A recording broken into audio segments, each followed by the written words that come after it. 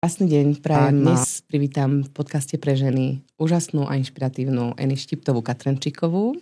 Ďakujem, Heni, a všetkých pozdravujem. Teším sa, že si prijala toto pozvanie, pretože zámerom týchto podcastov je presne to, aby sme sa stretávali s ženami Oravy, ktoré robia prácu podobnú akoby takému rozvoju a nejakým takým prínosom. A ja som nedávno dávala na sociálne siete otázku, že kto podľa vás je takou inšpiráciou Oravy, a poviem ti, že asi z 20 odpovedí si tam bola 13 krát spomenutá. Toto je novinka, preto som ti to nepovedala, keď som ťa oslovovala. Chcela som to presne takto, čiže som bola hneď, že idem ti napísať. A Eny, ty stojíš teda aj za značkou, aj za akadémiou Epic Speaku. Povedz nám niečo o sebe. Kto si, čo robíš a čo je vlastne Epic pre tie ženy, ktoré možno nevedia? Tak v prvom rade ďakujem za to označenie 13 krát. To je potešujúce, že si ma oslovila ty, že keď sme sa spolu stretávali a učili. No, niečo o mne, tak budem to rozprávať tak, ako keby sme si fakt išli pokecať na kávu. Áno. Ja hovorím mužovi, že idem si s Heňou pokecať na kávu. Áno. A on, že kde idete? Že do podcastu. A tak toto chceme. Tak toto chceme. No, o mne, tak mám 30 rokov čerstvých teraz. Tak začnem a venujem sa komunikácii, ktorá si ma ako keby tak trošičku vybrala. Mám manžela a dcerku, Timejku, takže som aj mama, som zakladateľka tej akadémie a akadémie Akadémie Epic Speak, ako si ty povedala, kde učíme retoriku v 3 kurzoch, sila prejavu, sila obsahu, sila hlasu, to poznáš. A nie je to iba o tej akadémii, ale čo sa mne páči, je, že retorika, ty sama vieš, že nie je talent. Je to zručnosť, ktorú sa ľudia vedia naučiť. A preto som zároveň s akadémiou vytvorila aj konferenciu, kde tí, ktorí sa to naučia, majú vášeň a čas a fakt chcú sa ukázať, že to dreli a že to vymakali, tak môžu sa postaviť pred 300, v budúcnosti pred 800 a viac ľudí a odprednášať tú svoju tému, lebo naozaj každý má čo povedať a odprednášať to pred tým publikom. Vyskúšať si to. O mne ešte, čo hrám na klavír, to málo kto vie. Už menej a menej, ale stále to mám rada. Kedysi som tam chodila nedobrovoľne. Mám rada šport, cvičím, rada čítam knihy vo voľnočasových aktivitách a v takých tých najvyšších hodnotách mám asi tú rodinu. Takže to som spomenula asi ako prvé. Áno, určite, áno. Keď som ja začínala s mentoringom a s coachingom a plánovala som prvú takú svoju nejakú prednášku, tak som bola na tvojom kurze Sila prejavu. A pamätám si, že prvé, čo ma prevalcovalo, bol presne tvoj autentický prejav. To, že si prišla a povedala si, že vôbec sa ničoho nemusíte bať, všetko, čo sa tu naučíme, môžete aplikovať hneď v praxi. A ja som vtedy úplne ostala, že wow. A dodnes si to pamätám a naozaj tým vystupujem. A to je vlastne to, čím chcem aj začať a dať ti takú otázku. Vždy si bola takáto autentická, komunikatívna žena prvú, alebo je za tým nejaká cesta? Je za tým cesta. Určite je za tým cesta, tak ako u každého, pretože ten strach z rozprávania na verejnosti a verejnosť v úvodzovkách alebo verejnosť v neúvodzovkách je aj širšia skupina ľudí. Aj keď sa to nekameruje, aj keď to nie je na pódiu, tak človek má strach z rozprávania pred viacerými ľuďmi. Áno. Máme to v sebe zakorenené, náš mozog to vníma ako sociálnu hrozbu. A takisto to vnímal aj môj mozog. A začalo to tak, že takú prvú zlú skúsenosť s rozprávaním som mala na základnej škole, keď som na matematike odpovedala, matematiku som zbožňovala, lebo ma ju ocino doučovala, on bol fakt šikovný matematik a logik. A mne tá matematika fakt išla. No a vyvolala ma pani učiteľka na základnej škole odpovedať alebo vyrátať nejaký príklad. A ja som ho mala, dobre, som sa tešila, ako to tam všetkým ukážem. No a doodpovedala som, nepochválil ma nikto za ten príklad, ale dostala som feedback, že keby si tam netancovala celú dobu. A mňa to tak ako poznačilo, že ja som naozaj potom mala trému z toho rozprávania. Boli etapy, potom zase na strednej škole na Gimply som chodila moderovať súťaže. Ale to bolo pre mňa v takej puberte, by som povedala také, že uliať sa z dňa a výhodná jednotka zo slovenčiny. Pozdravím pani učiteľku Sabovú. Ale ono zase mi to pootváralo nové dvere. Ale nie je to tak, že by som vždy mala tú retoriku takto v sebe. Čo sa komunikácie týka, tak to je iná vec. Ako asi sme všetci doma komunikatívni. Takže... Stretávaš sa na kurzoch, aj na konferenciách a určite na prednáškach s ľuďmi, z ktorých cítiš, že majú ten drive a chcú a idú, ale majú niečím to zastavené. Ako s tým pracuješ? Ako dávaš ty ako keby to uvoľnenie do tých kurzov? Lebo som toho svedkom a každý, kto bol na tvojom kurze, je, že tam je uvoľnená atmosféra. Čím to je? Tak máš také obšírne otázky, že dá sa veľa rozprávať, to je super. Áno, presne takto. Nie, zlaté pravidlo tých kurzov je, že nebrať sa tak vážne. Ak nebrať sa tak vážne, lebo o nič nejde. A ono už aj keď na tom prednášaní sú také 3 časti hlavné. A to je príprava, ty už vieš, potom tá samotná prednáška a potom vyhodnotenie. A tá prednáška je najmenej podstatná. Akože naozaj z tých 3 častí. A už keď človek ide prednášať, tak už by si to mal iba užiť. No aby som odpovedala na tvoju otázku, tak ja som veľmi rada, že som mala takúto skúsenosť aj v úvodzovkách negatívnu, ale nakoniec dobre, lebo sa to hodí do tej praxe, že viem, aké to je mať strach, viem, aké to je sa pozerať na svoje videá, ktoré sú zlé. Ja som začínala takisto ako ostatní od začiatku, že nebolo to, že viem, ako mám stáť, ako mám gestikulovať, ani ako mám pracovať s hlasom, ani s obsahom. Čiže tiež som začínala od tých začiatkov a keď vidím niekoho, že tam má ten blok, tak jediná a najlepšia rada na to je trénovať. Trénovať. Z čoho máme strach, tak to by sme mali robiť a prekonávať tie svoje, alebo posúvať takú tú svoju stenu ďalej a ďalej a tlačiť si ju pred sebou, aby sme viacej dokázali. Je zaujímavé, že ja som si presne napísala do poznámok, keď som si pripravila rozhovor, že frázu neberte sa vážne mám vlastne od Tonyho, od svojho muža. A my keď sme mali spolu coaching ohľadom mojej práce, tak vtedy mi povedal, že ľudia sa berú príliš vážne a neobmedzuje ich okolie, ale oni sami seba brzdia. Ty, keď sme sa pripravovali na konferenciu, tak si pamätám, že ja som ti mala posielať nejaké videá, kde som sa aj natočila o svojej téme a všetkom podobnom. A ty si mi, paradox je, že ja som vlastne od začiatku pracujem na tom, aby ženy boli sebaláskavé, sebavedomé a koučujem ich týmto smerom. A ty si mi nahrala krásnu hlasovú správu, že Heni, úplne všetko super, ale prosím ťa, prestaň omačky a rozprávaj to tak. Ako keď mi nahrávaš hlasovú správu, tak je to krásne. A zrazu, a ja som si vtedy povedala, že preto je toto, že vlastne berieš sa príliš vážne, lebo stojí oproti tebe žena, ktorá je pre teba inšpirácia, alebo si. Je to aj tým označením, je to aj tým, že naozaj si inšpiratívna. A presne preto to vlastne som si uvedomila, že niekedy sa berieme príliš vážne preto, že čelíme niečomu, čo my si sami myslíme, že na to nemáme. A vtedy som si povedala, že stačilo. Už to proste neurobím, že chcem byť taká spontánna a potom som si to presne užila. Až vďaka tomu, že som si uvedomila. Tak my na kurzoch sa naozaj snažíme v tých ľuďoch nechať tých ľudí. Že nerobíme, prešlo našimi kurzami už 500 ľudí, ale my nemáme teraz 500 identických rečníkov a ty to veľmi dobre vieš a veľmi ťa chválim inak aj za tvoju poslednú, neviem, či to bola posledná, ale videla som tvoju prednášku na tom evente Ivetky Rehákovej a tam si bola perfektná. Presne ako keď mi nahrávaš hlasovú správu a takto má vyzerať, že človek sa tam začne cítiť dobre, neberie sa tak vážne a fakt si to užije, že prišiel tam niečo odovzdať, nie zbytočne veľa, ale taký ten základ, ktorý vie naštartovať, pomôcť, odovzdať hodnotu. Eni, čo je za epikom? Prečo? Prečo epik? No toto je dobrá otázka, lebo ja učím ako povedať menej a tento príbeh je fakt dlhý. No ja som učila už v Prahe, keď som ešte žila v Prahe a pracovala v Prahe, tak som začala učiť v Prahe. No a potom, aby som to nejako skrátila, tak keď som otehotnela, tak som čakala dvojičky a musela som nastúpiť na matersku skôr a nečakane. A nakoniec to dopadlo, takže že mám vlastne iba týmejku a boli sme v nemocnici dlhý čas, 3-4 mesiace, takže nastúpila som na matersku takým sekom, prestala som učiť, prestala som chodiť do práce a zrazu som bola doma nepripravená. Nepripravená, ako ženy sa s tým možno stotožnia. A tým, že som bola dlho aj v nemocnici a aj som nevedela, že či začať chodiť do spoločnosti, potom, že aké udalosti sa udiali, tak som fakt bola dosť dlho sama, alebo iba vo veľmi úzkom kruhu blízkych. No a čo sa mi stalo, tak ja som zabudla komunikovať aj bežne. Že mňa, keď sa niekto opýtal, že Eni, ako sa máš? Tak ja som bola, že Dobre, ďakujem. Alebo tak inakšie mi začal pracovať ten mozog. No a uvedomila som si, že musím niečo urobiť, lebo to je taká pekná myšlienka, ktorú ja rada hovorím a nie iba pre ženy, ale pre všetkých ľudí na zeme guli, že my, ak sa nestaráme o seba a prestaneme sa učiť alebo robiť to, čo nás baví, nemusí to byť učenie, môže to byť, ja neviem, korčulovanie, každého baví niečo iné, ale prestaneme robiť to, čo nás baví a naplňa, tak začneme strácať seba a ten kruh našej rodiny, kvôli ktorým začneme možno niečo meniť alebo začneme robiť nejaké zmeny vo svojom živote, tak oni to pocítia prvý, že sme nešťastní a potom to prenášame na nich a tak ďalej. No, aby som sa vrátila, hovorím, ťažký, dlhý príbeh pre mňa, že ja sa zamotám, tak rozhodla som sa, že musím niečo robiť a s tým rozhodnutím súvisela aj moja cesta do Prahy, aby som sa rozlúčila s tímom, kde som náhle odišla na materskú dovolenku. Tak som sadla na vlak a išla som ich do Prahy pozrieť. Dali sme si obed v takej klasickej kantíne pod prácou, ako sme tam vždy chodili, celý tím.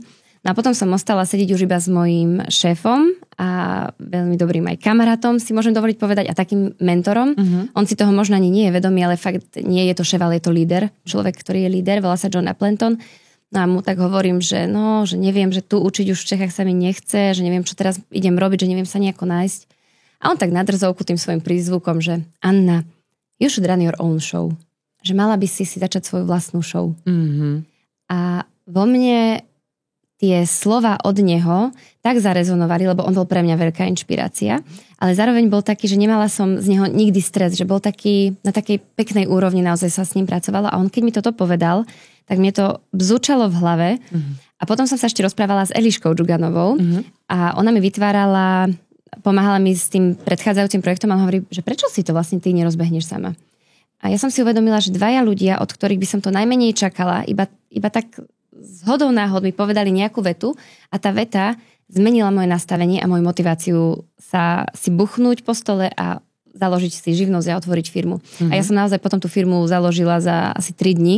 Tony mi pomohol nakresliť logo, všetko sme to nejako sprocesovali. Tu na Orave všetci pomáhali dookola, kto mohol a vznikol Epic Speak. A teda nie je to iba o tom učení, ale ty vieš, na tých kurzoch si bola, že my sa učíme aj to, ako pracovať s feedbackom. Ako ho prijímať a ako ho odovzdávať.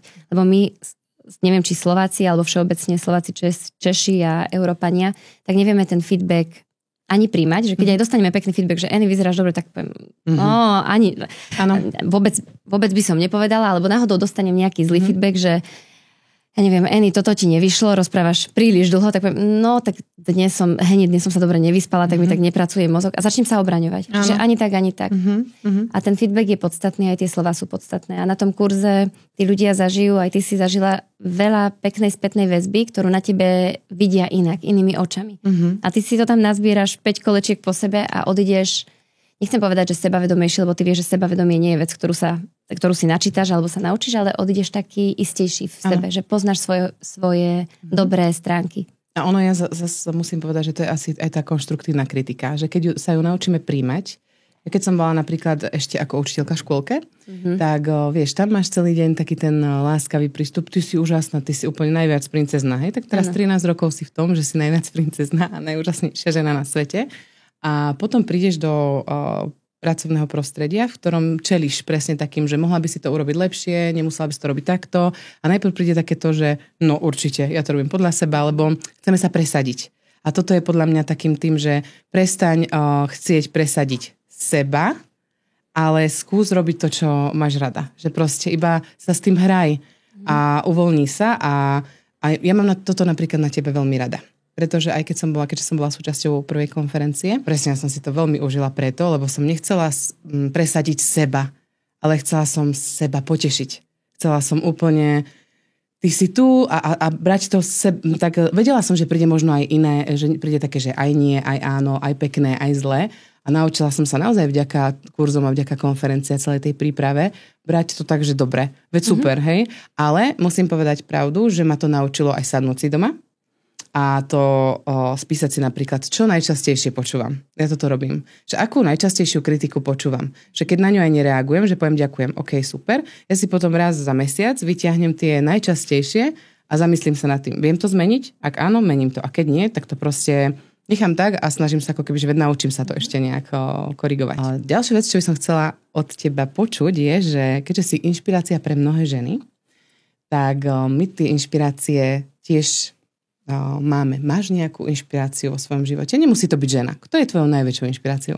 Tak toto je taká dobrá otázka, lebo my keď sme sa spoznávali so svojím mužom, tak on sa ma spýtal, že či mám nejaký idol, alebo že či mám nejaký vzor. A ja som fakt nevedela nikoho nájsť.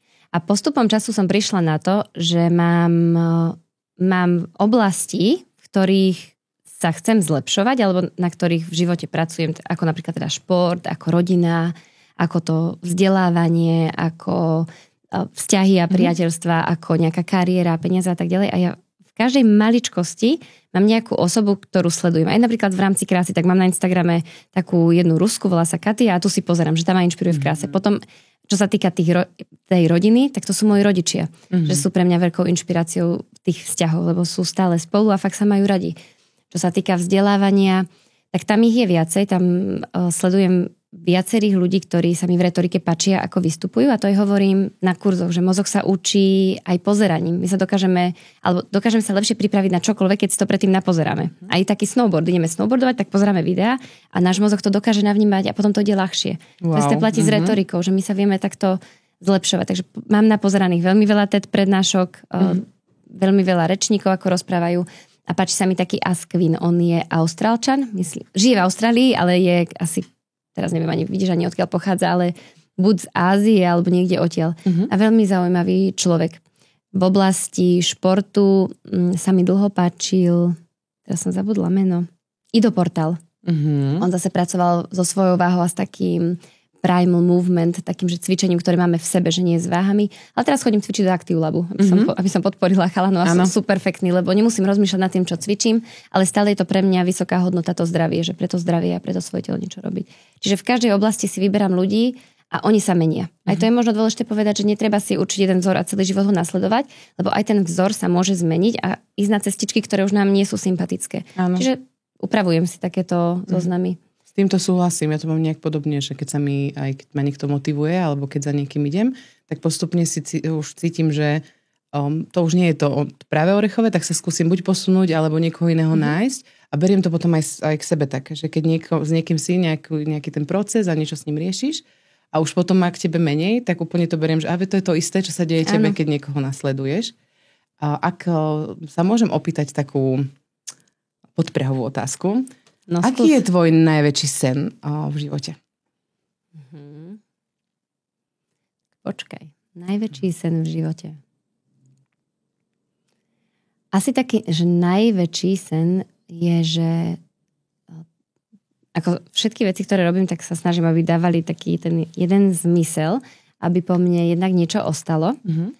A to takto znova by som to škálovala, že pracovný sen, potom taký zdravý sen a potom taký sen tej rodiny. A ako si to povedala, tak čo mi napadlo prvé, bolo, že zobrať celú rodinu, kompletne celú niekde na Bali a mať tam nejakú vlastnú už možno vilu alebo domček a ísť tam na 2-3 mesiace, takže nikto sa nemusí o nič starať a vedieť si to dovoliť. Lebo aj naši vždy sa snažili pre nás všetko zabezpečiť a aj my sa tak snažíme stále robiť tie veci a ja aj sestry, aby boli hrdí. Záleží nám na tom názore, určite to máme tak v sebe, tou výchovou a zároveň aj tá rodina, že s mužom, dcerku tam zobrať aj z niekde takto. Tak to je asi taký ten najväčší. A potom ten pracovný, tak ja by som chcela, aby Epic bol tak, ako je TED v Amerike, tak aby to bolo pre celú Európu. A fakt by som chcela ísť s tým ďalej. A viem napríklad, v tomto ešte nadviažem na tú predchádzajúcu otázku, že potrebujem nejakých mentorov. Že keď chcem ísť na zahraničné trhy, budúci rok pôjdeme do Čiech, tak viem, že potrebujem nejakých mentorov. A keď som čítala knihu Titani, tak bola tam skvelá vec, že čo spája, alebo aké návyky spájajú najúspešnejších ľudí sveta. A číslo 1 a najčastejšie opakovaná vec bola, že majú mentorov. A tí mentori ti vedia pomôcť tak, že oni už sú v niečom perfektní a za XY rokov sa tam vypracovali a vedia ti to tak odovzdať, že ty sa na to ich tempo dokážeš dostať oveľa rýchlejšie. Preto sú najúspešnejší. A potom som sa akože dohľadávala o tom, že ako vybrať mentora, ako si vôbec nájsť mentora a ono je to tak pekné, že ten mentor môže byť ktokoľvek. Že môj mentorom sa môžeš aj ty stať v tej oblasti a to samozrejme v niektorých si z každého sa snažím zobrať to dobré, v ktorom mi vie pomôcť. A keď viem, že tam mám nejakú medzeru, tak si s ním dohodnem stretnutie. Začnem sa s ním viacej baviť. Teraz som si hľadala mentora trošku na investovanie, aby som sa zlepšila v tej oblasti, aby ten môj cieľ, ktorý mám tak podprahovo v sebe, aby som ho vedela dotiahnuť, dosiahnuť. A to je skvelé, lebo chcela som nadviazať na tvoje strachy alebo také nedokonalosti, lebo určite ich vieš pomenovať. No jasné. A niektoré ženy si možno myslia, že vidíš úspešnú ženu, usmievavú, komunikatívnu, stojí za niečím a povie si, že ona nemá určite žiadne strachy. A práve aj preto to sú tieto otázky také na telo, že aké sú tvoje strachy? Tak, aké sú moje strachy? Musím sa zamyslieť, lebo už mi napadol jeden a teraz som ho prebila ďalšou myšlienkou. Mám strach napríklad aj z toho, že zlyham. Niekedy, že mám strach, že som takto a takto nastavená a mám strach, že keď niečo pokazím, že to vie nabrať úplne iný rozmer. Takú tú sociálnu hrozbu. Tiež mám strach z toho, že čo si kto o mne pomyslí. Akože už menej na tých prednáškach, ja som sa to naučila tréningom z toho užívať, Ale keď idem niekde, kde mi záleží, napríklad aj na tej epickej konferencii, tak ľudia to možno nevedia, ale ja som tam mala taký príjemný stres a strach z toho, že tí ľudia tam, ty si bola toho súčasťou, lístky sa vypredali a to všetkým ďakujem, brutálne rýchlo, bez toho, aby tí ľudia vedeli, že kto tam vystúpi, akí tam budú hostia, aký tam bude program, všetko to išlo samo. A ja som si uvedomila, že tí ľudia veria ako mne, človeku, ktorý za tým stojí. A pre mňa to bolo tak silné, že ja som normálne bola asi týždeň pred tým v strese. Nevedela som si poriadne pripraviť ani svoju prednášku, lebo som to brala tak vážne. A tak som si vážila tú podporu ľudí, alebo tie očakávania, že som sa bála, že ich sklame. A napríklad tiež nemám rada, alebo mám strach reálne točiť videá, že ja neviem, bojujem s tým, pracujem s tým, lebo to aj učím v tej retorike, ale ja mám rada rozprávať pred ľuďmi, že keď som na stage, rozprávam prednášku, si nachystám, ale potom točiť tie videá, tak mne to príde neprirodzené, že už tam tí ľudia nie sú a že rozprávam ako keby sama na seba. A z toho mám tiež napríklad strach, že to mi nie je úplne prirodzené, takže to sa učím.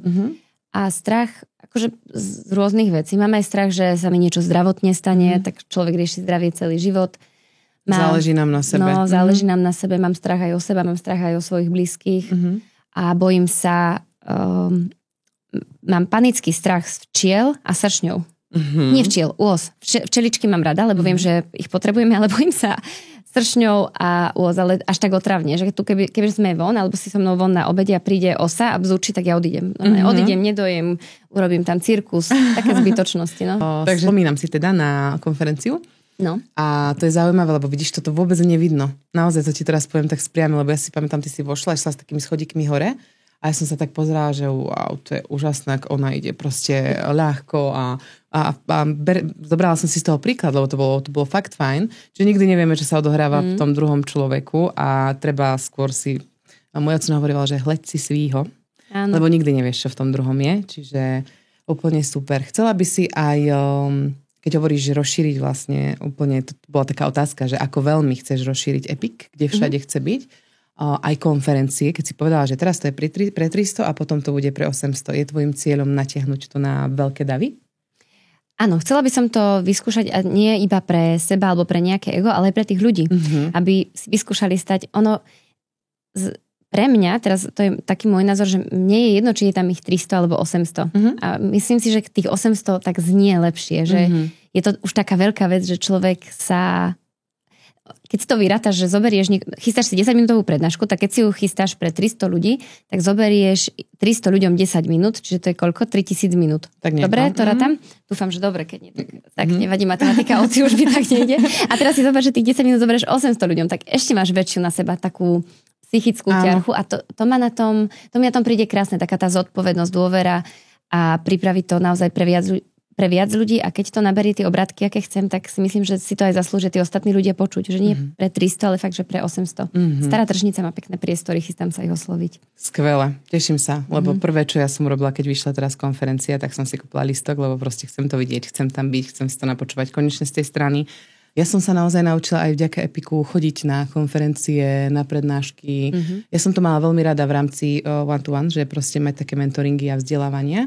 Potom som si uvedomila, že niekedy si zoberieš viac, keď je to obširnejší obsah, ako keď je to jeden na jedného, že ti to presne, nemáš dobrú náladu, nevieš sa naladiť, nevieš sa tak otvoriť, že proste nezoberieš si z toho veľa. A vďaka konferencii som sa úplne, že keď niekde niečo je, tak proste poďme, vezmeme sa party a ideme a ťažím z toho naozaj veľa. Pred akým najväčším davom si ty vystupovala? Prednášala teda? 2500 ľudí to bolo v Čechách, najväčšie.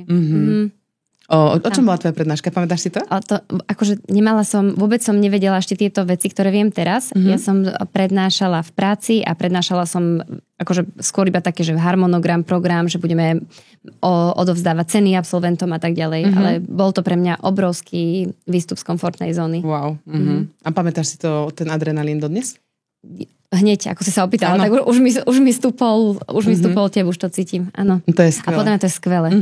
To som chcela aj povedať, že vlastne pre mňa je toto najviac. Ja som si vždycky tak ako keby vo svojom živote hľadala ten adrenalín. Ja som to napríklad videla aj vo vzťahoch. Že ak bol môj muž je veľmi taký, nemôžem povedať, že tichý, ale len taký pokojný, taký, jemu nič netreba, on proste úplne všetko super a ja som veľmi energická. A kým som nemala svoju prácu a tento taký flow, že toto vymyslím, tam idem, kým som nemala niekde tú energiu akože vyčerpať, tak som to prenášala presne do toho vzťahu. že som prišla domov a s tebou je nuda a nemám čo robiť a neviem čo. A teraz, odkedy mám takto, ako keby zostavené, že viem, že to je moja energia, chcem to robiť pre seba a naozaj si to čoraz viac a viac uvedomujem, že ak mám niekde aj medzery, nebojím sa osloviť, zdokonaliť sa, vypočuť si, naučiť sa niečo nové, no na druhej strane viem, že ak mi chýba drive doma alebo v tých vzťahoch, kde to nevieš očakávať, kde nie je ten obsah toho, že teraz ti vyhoviem, tak si dám nejaký nový projekt, niečo nové a niečo nové si vymyslím a to je super. To je inšpiratívne. To zase inšpiruje, že vieš si to zmanéžovať, potrebuješ aj ten kľud, potrebuješ aj toto a urobíš si tak, aby si to zariadila. Áno. A to je super. Aké ty máš koničky? Okrem športu. Akože vieme, že šport, lebo toto vnímam aj, bola som na kruhovom tréningu u teba, super. Mohli by byť inak. No, nemôžem teraz cvičiť, som po operácii, ale chýbajú aj mne, no. Mám asi ten šport taký najvýraznejší koníček, by som povedala, lebo ja som vedela cvičiť a behať každý deň. A to je také, že aj beh, lebo tam vypnem hlavu, inak ja som pri behu vymyslela konferenciu, aj že som si... Nie som až taká dobrá vo vizualizácii, ale keď bežím, tak ja normálne vidím ľudí, ako sa usmievajú, ako tlieskajú. Ja som si predstavovala aj tých partnerov, ktorých som tam pozývala, že fakt tak prikyvujú, že dobre, že sme verili tomuto projektu. A tak som si nejaké veci vysnívala. Aj to, že som tam dala tanečné vystúpenie, tak to mi napadlo počas behu. A počas behu sú tie hormóny iné, alebo počas cvičenia, počas aktivity, alebo počas toho, čo nás robí šťastnými. A sme vtedy kreatívnejší. Takže pre mňa je to určite ten pohyb. A už je jedno, že či sú to kruhové tréningy, alebo je to yoga. Aj tu mám veľmi rada takú tú rýchlu jogu. V Prahe som cvičila alebo teda v Prahe mi k nej vytvorila vzťah Sabinka Reháková, to bolo perfektné. A beh, to som spomínala, fitko, všetko, čo sa týka pohybu, tak to ma baví. Feraty, to ma naučil asi môj muž, že ma tam zobrala, to je adrenalín. Takže o to lepšie. Napríklad, keď sme sa bavili aj o tých strachoch, to by sme mohli celý podcast o nich hovoriť, lebo ja mám fakt veľa. Ale keď ma zobral vyskakovať z lietadla, tak chvíľku som bola taká, že som mala... On si vtedy robil kurz vyskakovania a aj naši známi susedia. Ja si hovorím, že čo keď sa oni neboja, tak ani ja sa nejdem bať, že ja by som to mohla zvládnuť. A zistila som, že tuto už je moja hranica, že to sa už veľmi bojím. Takže tam som napríklad stopla, že že nie som až tak adrenalinová. Vyskočila som, ale nebola som schopná si prijať myšlienku alebo tú vizualizáciu, že ja budem sama zoskakovať z toho lietadla. Že som to hneď zamietla, že nebudem do toho investovať ani čas, ani peniaze, lebo ja to asi nedám.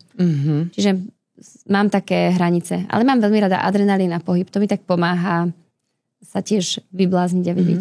V tomto sa asi doplňate aj s Tonym však, lebo z vás ide úplne taký energia v pohybe, by som povedala. Ano, že na vás sa človek pozrie a už má chuť niečo robiť. Hej? Že niekedy sa smejem, že keď Tony niečo povie na storku, tak ja si hneď, že a idem to už odložiť.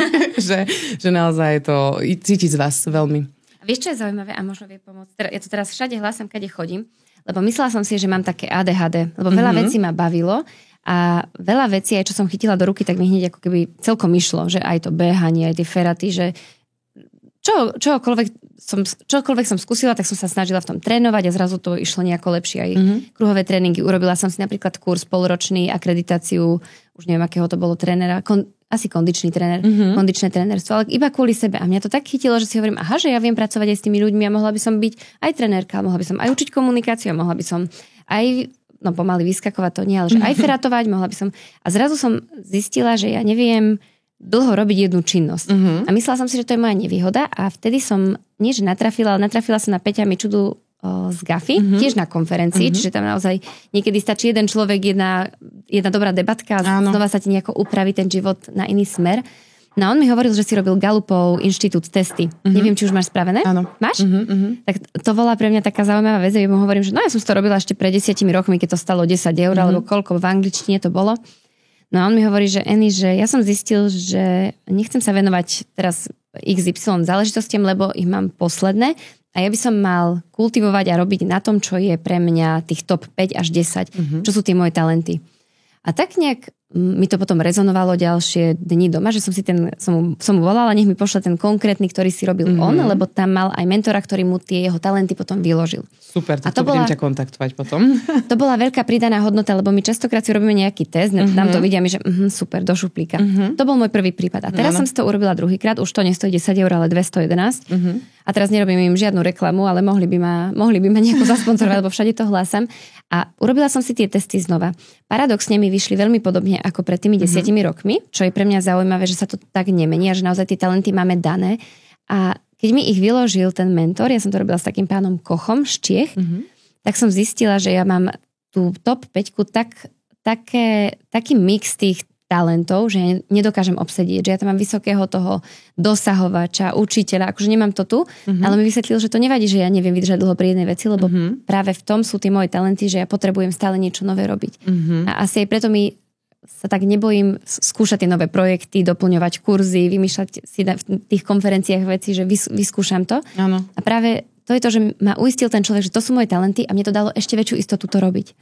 A to hovorím, že alebo to, čo môže byť inšpiratívne pre ostatných, je zistiť svoje talenty a s nimi sa hrať a s nimi byť lepší, lebo s nimi dokážeme dosahovať lepšie výsledky.